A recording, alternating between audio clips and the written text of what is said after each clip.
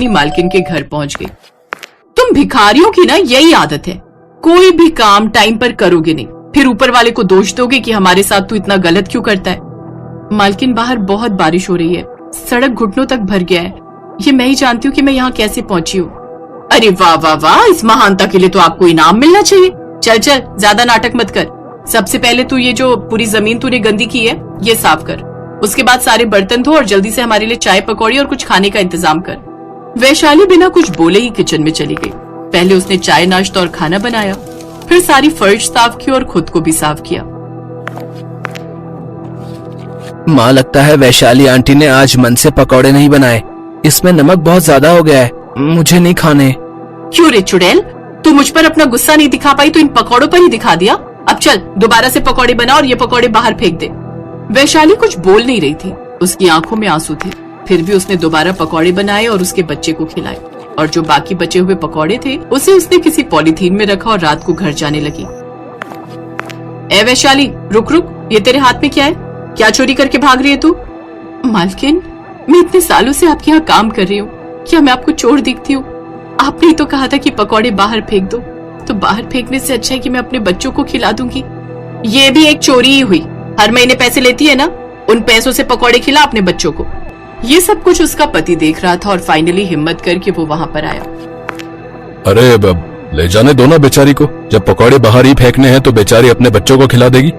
उन दोनों पति पत्नी को आपस में लड़ता देख वैशाली ने वो पकौड़े बाहर कुत्तों को फेंक दिए और वहाँ से बिना कुछ बोले चली गई। रात के अंधेरे में बारिश रुकने का नाम नहीं ले रही थी। वो पैदल ही चलती चली जा रही थी कि तभी अचानक शायद एक नाला खुला हुआ था। पानी भरा होने की वजह से वो दिखाई नहीं दे रहा था और वैशाली उस नाले में गिर गई। बचाओ बचाओ, कोई तो बचाओ, मेरे बच्चों का क्या होगा? इतनी तेज बारिश में बाहर कोई भी नहीं था जो उसे बचा पाता, इसलिए वो उस नाले में ही डूबकर मर गई। उधर उसके दोनों बच्चे अपनी माँ के लौटने का इंतजार कर रहे थे। दीदी, 12 बज गए, अभी तक माँ घर नहीं आई। मोंटी, तू परेशान मत हो, सो जा। देख नहीं रहा कितनी तेज बारिश हो रही है, हो सकता है माँ मालकिन के घर ही रुकी हो। हमारे पास फोन भी नहीं है जो हम उन्हें फोन कर सके। रात भर उनकी माँ घर नहीं आई। अगले दिन जब बारिश बंद हुई तब नगर पालिका वालों ने उस नाले से एक लाश बरामद की जो कि वैशाली की ही थी। पुलिस पता लगाते लगाते उस मालकिन के घर पहुंच गई, वैशाली की लाश लेकर। हाँ भाई, अब लोग इस डेड बॉडी को पहचानते हो? क्योंकि आसपास के लोगों से पता चला है कि ये आपके यहीं काम करती थी। इसके घर का एड्रेस बता दीजिए, मैं घर वालों को लाश पहुंचा देता हूँ।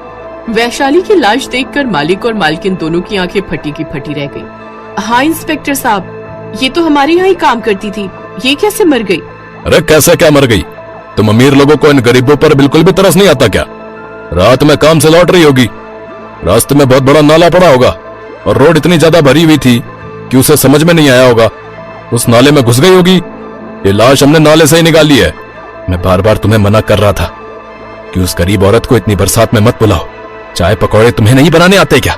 एक दिन तुम काम कर लेती तो क्या हो जाता? मालकिन को अपनी गलती का एहसास हुआ। अरे मुझे क्या पता था कि ऐसा कुछ हो जाएगा।